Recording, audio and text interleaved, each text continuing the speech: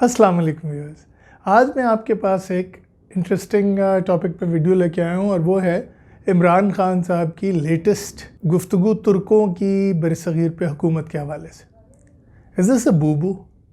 کیا یہ وہی اسٹیٹمنٹ ہے جو جرمنی اور جاپان کے بارڈر ساتھ ساتھ ہونے کی تھی؟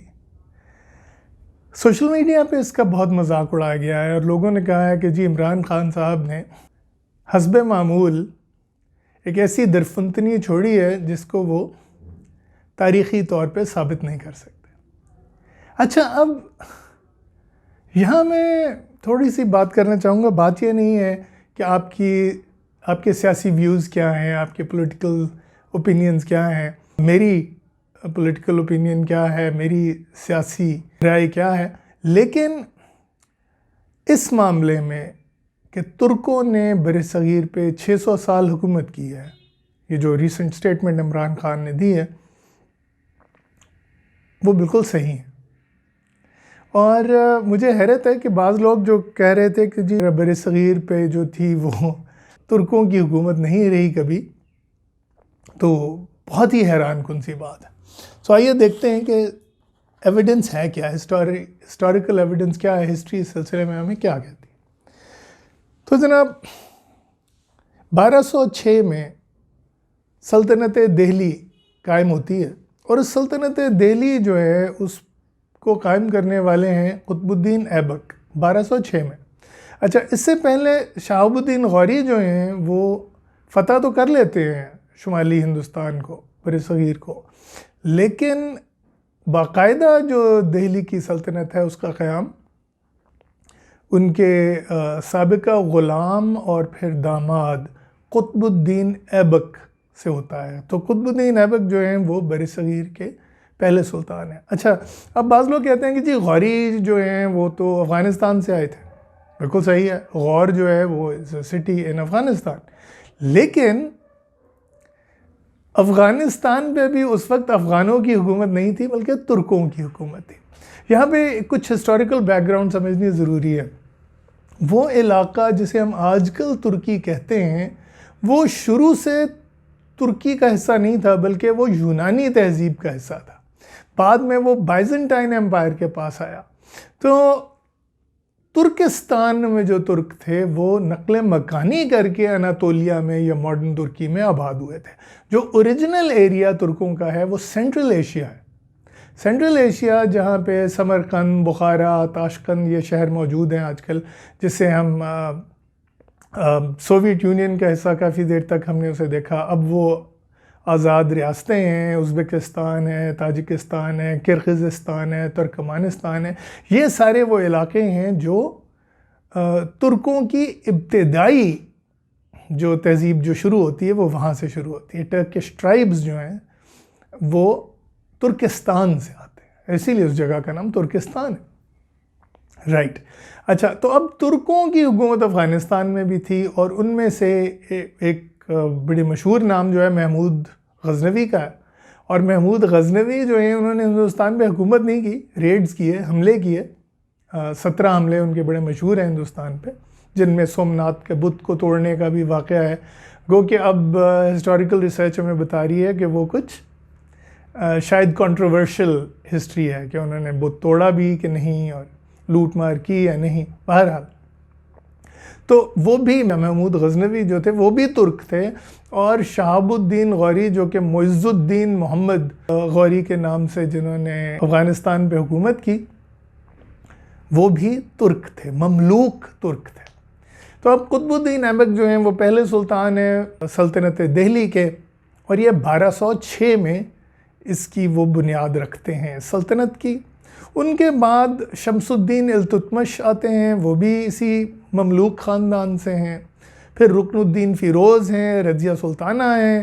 رضیہ سلطانہ اتفاق سے ہم یہ کہہ سکتے ہیں کہ برصغیر کی واحد خاتون حکمران تھیں، شمالی ہندوستان کی یا ساؤتھ ایشیا کی واحد خاتون سلطان تھیں اور مسلمان خاتون حکمران تھیں۔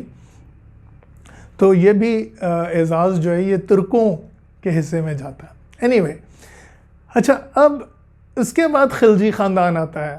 جس میں علاؤ الدین خلجی، جلال الدین خلجی وغیرہ کافی مشہور لوگ ہیں، اور یہ بھی ترک تھے، ترکی النسل تھے، اور انہوں نے 1290 سے 1320 تک حکومت کی۔ پھر تغلق خاندان آیا، اور تغلق خاندان میں محمد تغلق، فیروز شاہ تغلق وغیرہ بہت سے ایسے حکمران ہوئے، اور انہوں نے بھی تقریباً 100 سال مزید ہندوستان پہ حکومت کی، اور بہت بڑا علاقہ جو ہے ہندوستان کا فتح کر لیا۔ ایون ساؤتھ انڈیا جو کہ پہلے اتنی بڑی اس کی ٹیریٹری جو تھی، اس کا علاقہ کسی کے بھی حکومت میں نہیں آیا جتنا تغلقوں نے فتح کیا۔ اس کے بعد سید ڈائنیسٹی ہے، اور یہ لوگ بھی ترکی النسل تھے۔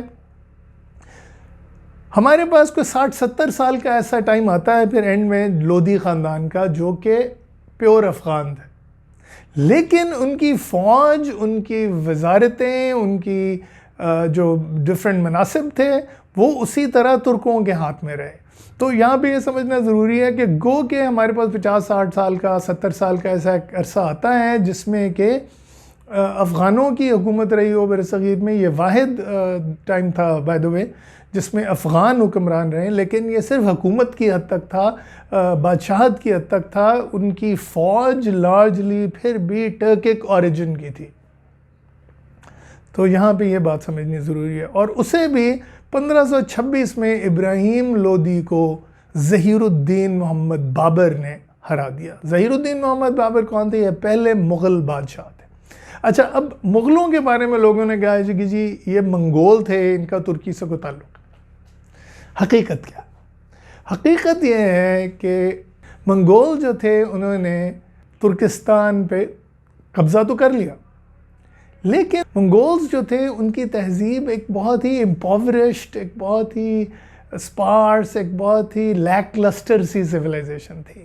ان کے کچھ پیگن پریمیٹیو ریچولز تھے، اور جو اس لیے جب وہ ترکستان میں آئے تو اسلام کی اور اسلامی تہذیب و تمدن کی رچنس سے اس قدر متاثر ہوئے کہ 99% میں کہوں گا، 100 اگر نہیں تو کم از کم 99% جو ہیں، جو لوگ ترکستان کے ایریا میں منگول سیٹل ہوئے تھے وہ سب مسلمان ہو گئے۔ اچھا، اب اس مسلمائزیشن کے نتیجے میں منگولز اور ٹرکس جو ہیں ان میں بہت انٹر میریجز ہوئیں، اور بہت سے منگول ٹرائبز اور ٹرکک ٹرائبز جو ہیں وہ اپنی یونیکلی منگول یا ٹرکک آئیڈینٹی رکھنا ان کے لیے مشکل ہو گیا۔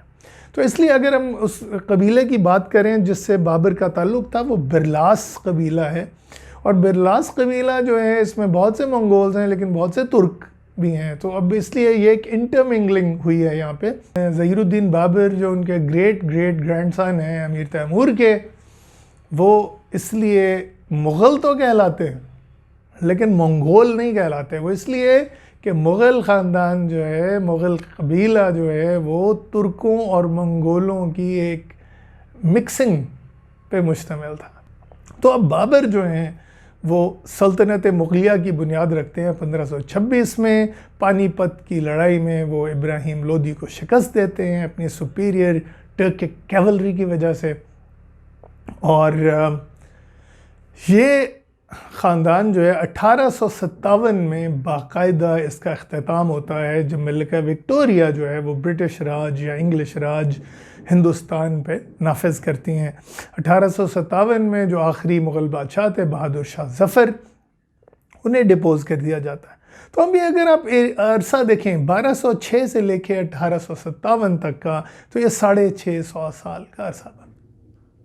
50-60 سال اگر آپ لودھی خاندان کے اس میں سے نکالنا بھی چاہیں، گو کہ نکالنے کی وجہ کوئی نہیں بنتی، جسٹیفیکیشن اس لیے نہیں بنتی کہ لودھیوں کی فوج میں بھی ترک اکثریت تھی، گو کہ یہ حکومت افغانوں کی تھی۔ بہرحال تو کیا عمران خان صاحب نے یہاں پہ بھی جرمنی اور جاپان کے بارڈر ملانے کی طرح بھوبو مارا؟ جی نہیں۔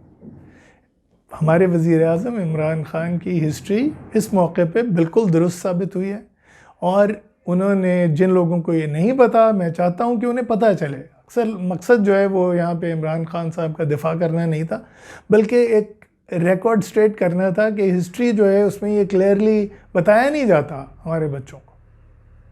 صرف مسلمان کہہ کے تو یا یہ کہہ کے کہ افغانستان سے آئے ہیں بتایا جاتا ہے. اصل میں یہ ترکوں کی حکومت رہی ہے برصغیر میں 650 سال, اور اس چیز کو ہم جتنی جلدی ایکسیپٹ کر لیں اتنا اچھا ہوگا.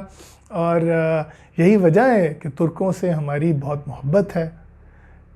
یہ الگ بات ہے کہ اسلام یہاں پہ جب پہلی دفعہ آتا ہے محمد بن قاسم وہ 710 میں آتے ہیں, لیکن یہاں مسلمانوں کی جو اصل حکومت ہے, جو سلطنت ہے, وہ ترکوں نے قائم کی ہے, نہ ہی ایرانیوں نے نہ ہی عربوں نے. یہ الگ بات ہے کہ ایران سے بہت سے لوگ آئے یہاں پہ جنہوں نے بہت تبلیغ کی, لوگوں کو مسلمان کیا, لیکن حکمران بہرحال ترک تھے.